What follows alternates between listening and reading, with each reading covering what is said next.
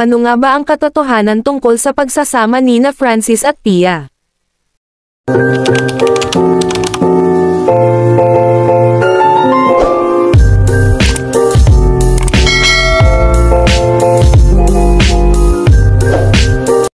Robbie Tarosa isiniwalat ang katotohanan tungkol sa pagsasama noon, nina Francis Magalona at Pia Arroyo.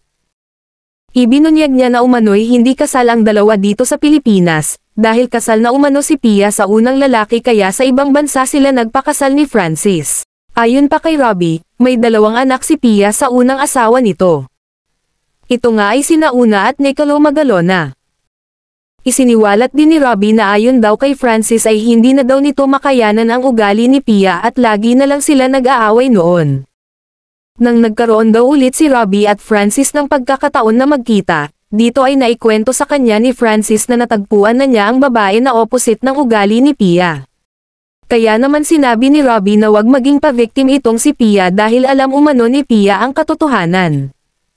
Kayo mga kachika mosang naniniwala ba kayo sa isiniwalat ni Robbie?